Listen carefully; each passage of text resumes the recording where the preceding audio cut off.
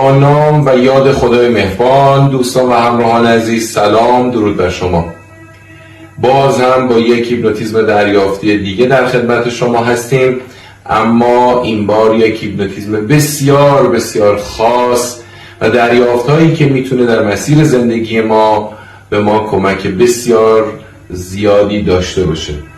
خیلی ها این سوال رو میپرسن: هدف از خلقت زمین، موجودات در اون، انسان‌ها چی بوده؟ خالق چه فکری در ذهنش بوده که این موجودات رو خلق کرده؟ اول سوال رو به این شکل عنوان میکنیم: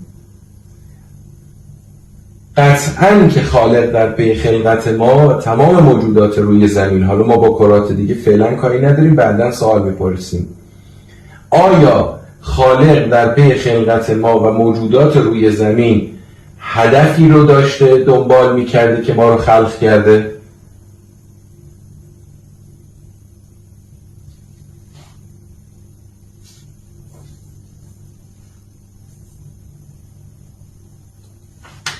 یکی از مهمترین اهداف خالق برای خلق ما آزموندن ما بوده. ما زمانی که روی زمین قرار گرفتیم، یعنی خلق شدیم، هر کدوم از ما با یک رسالت روی زمین گام نهادیم و هدف خالق هم این بوده که ما رو به واسطه انجام یا عدم انجام رسالتمون آزمایش بکنه و ما رو اگر که در این تست های اولیه، یعنی انجام رسالتمون در روی زمین موفق شدیم، به مرحله بالاتر هدایت بکنه. خب ما در کنار موجودات دیگه روی کره زمین زندگی میکنیم. از ریزترین موجودات، میکروب ها، ویروس ها، تا بزرگترین موجودات که حالا در قید حیات هستن، مثل نهنگ ها در اقیانوس ها و حیوانات و گیاهان، داریم زندگی میکنیم. هدف این که ما در کنار هم هستیم، آیا ارتباطی بین انسان و این موجودات و این فضای زمین وجود داره که ما در اینجا قرار گرفتیم و تنها نیستیم در این آزمون؟ گیاهان و سایر موجودات شاید آزمونی براشون در نظر نگرفته شده و یا اگر هم در نظر گرفته شده آنچنان اهمیتی نداره.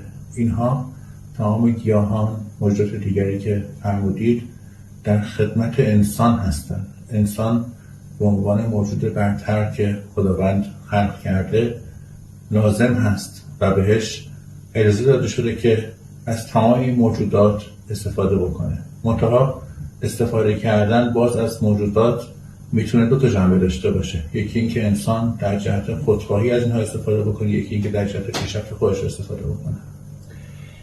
خب گفتید برای ما انسان ها قرار داده شده امکاناتی که روی زمین هست از موجودات، گیاهان. پس جمله‌ای که شما گفتید یه جورایی انگار انسان رو خاص میکنه. آیا این خاص بودن انسان متعلق به زمینه یا انسان خاص در کیهان؟ چون در هیپنوتیزم قبلی شما گفتید انسان موجودی خاص در کل کیهان نیست. موجودات خاص‌تر با ابعاد بزرگتر و حالا هوش بیشتر در سطوح بالاتر وجود داره. آیا منظورتون از این خاص بودن الزاما روی کره زمین هست دیگه یا نه؟ برای کل کیهان منظورتون؟ انسان میتونه روی کره زمین خاص بودن خودش رو بیشتر نشون بده، هرچند که زمانی که وارد بعد زمینی میخوایم بشیم بسیاری از اهداف الهی فراموش میشه یا روح نمیذاره که ما به این اهداف الهیمون به درستی دستی پیدا بکنیم. در نتیجه بله، میشه گفت که در روی کره زمین که خود فرکانس کره زمین هم بسیار پایین هست، ما میتونیم برتری خودمون رو نشون بدیم. خب چرا ما روحمون نمیذاره که دسترسی به اون ابعاد اصلی که براش اومدیم تو زمین داشته باشیم که راحت تر از این مسیر رو عبور کنیم؟ ببینید، هر چیزی که بخواد راحت ازش عبور بشه امتحانی دیگه در پیش نخواهد بود. سختی ها به نوع امتحان هستند و در حقیقت اون تایید شدن روح برای دستی مرحله بالاتر. انقدر باید این آزمون ها به تدریج در زندگی های متعدد سخت‌تر و سخت‌تر میشن که اون روح بتونه به اون مرحله آخرش که در حقیقت پیوستن به خالق هست دسترسی پیدا بکنه.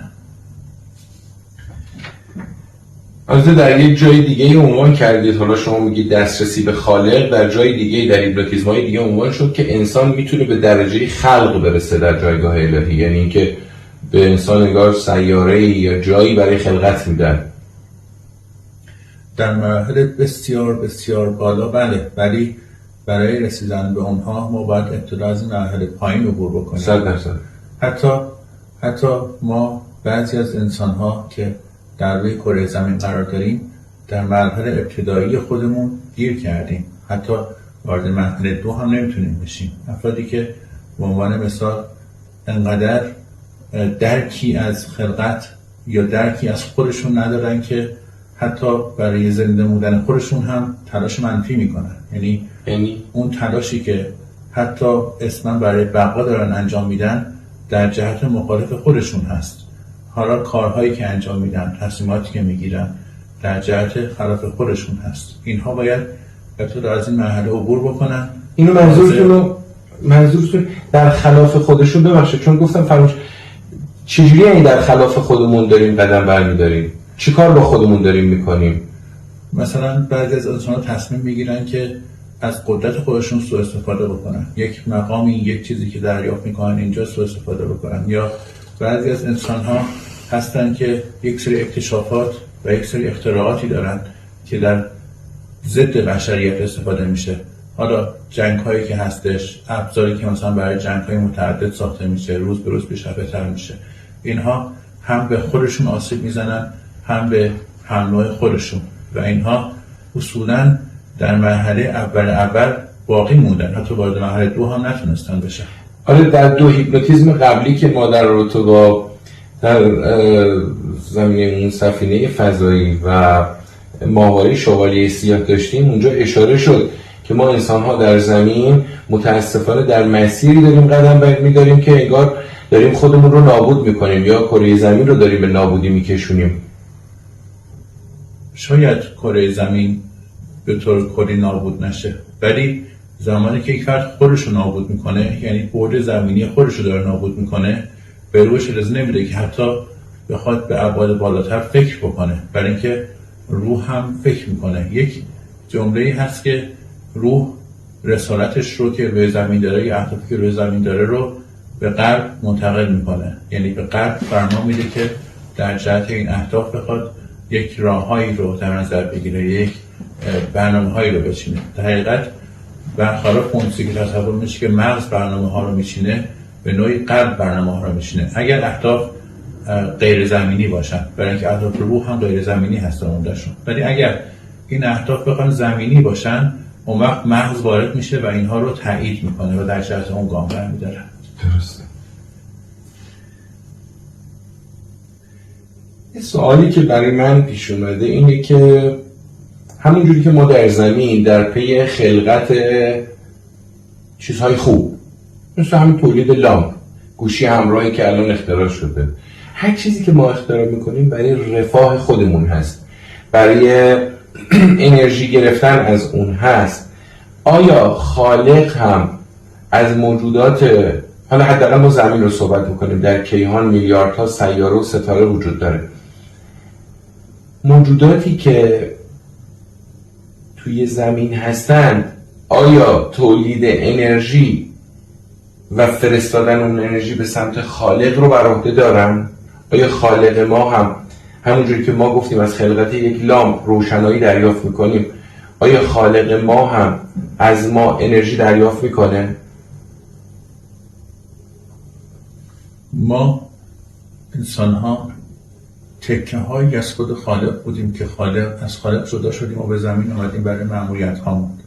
در نتیجه نمیتونه غیر از این باشه که انرژی هایی هم که به سمت هم میفرستیم متقابل باشه. اگر غیر از این باشه، پس ما اصل آفرینش و مبدأ رو زیر سوال میبریم.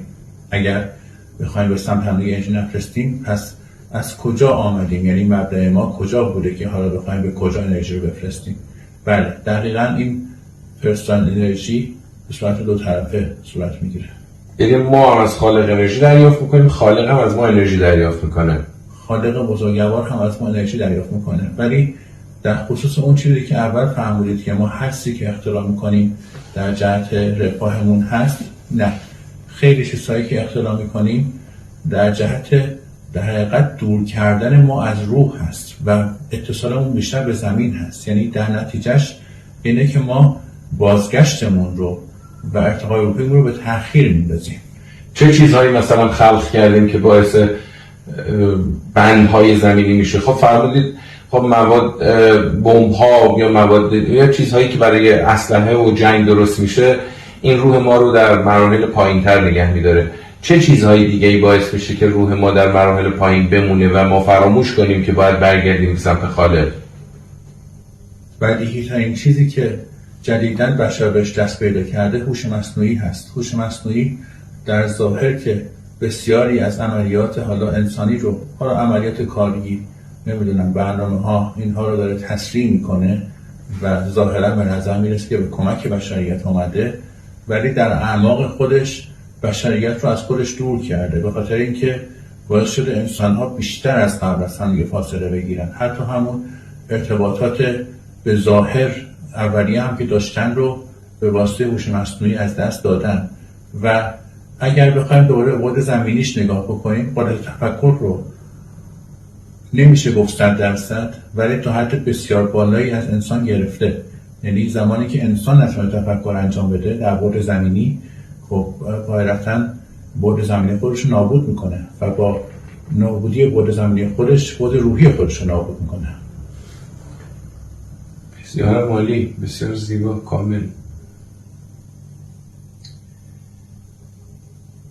ما در مسیر انرژی دادن به خالق قرار داریم، همونجوری که فرمودید. در چه جهتی حرکت کنیم که بتونیم در اون مسیر انرژی بیشتری رو به سمت خالق بفرستیم؟ چون من این رو در زمین میگم، روح ما هم نیاز به انرژی داره. وقتی ما به یک انسانی کمک میکنیم، دست یک نیازمندی رو میگیریم، یا حتی به حیوانات و گیاهان و زمین کمک میکنیم، یک احساس شعفی درون ما ایجاد میشه که این قیاس زمینی نداره، یه حسه که انگار این حس رو روح داره تجربه میکنه. و این انرژی، خب بارها ما در مسیر کوردلاین، انرژی تناب انرژی که بالای سرمون، ما این رو در کلاس‌های ریکی تجربه کردیم و دیدیم. وقتی شما کار خوب میکنین، کوردلاین شما که انرژیش به سمت کائنات میره قوی میشه نورش. خب این یکی از مسیرهاست. آیا مسیرهای دیگه هم وجود داره که ما بتونیم انرژی بیشتری به سمت خالق بفرستیم؟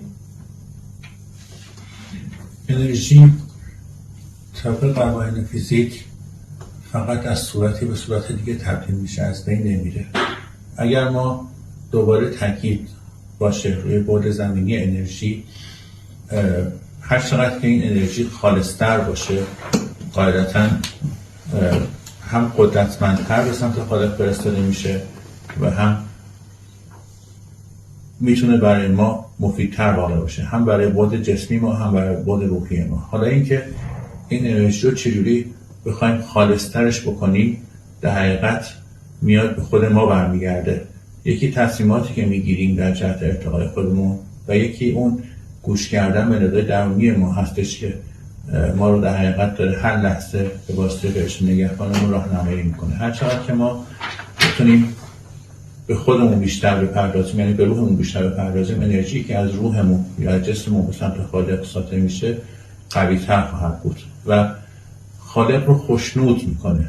زمانی که خالق خوشنود باشه، در حقیقت قدم ها یا طرح‌هایی که میچینه هم روح ما رو شاید بشه گفت زودتر راهنمایی میکنه و مرحله بالاتر میبره. این انرژی کاملا متقابل است. خب بفرمایید چه کارهایی ما انجام بدیم که اون انرژی خوشنودی در خالق بیشتر بشه که ما به توسط فرشته نگهبانمون یا در واقع موجوداتی که راهنمایان ما هستند بیشتر راهنمایی بشیم. چند تا مثال بزنید برای بالا رفتن سطح انرژی و خوشنودی خالق از ما. ببینید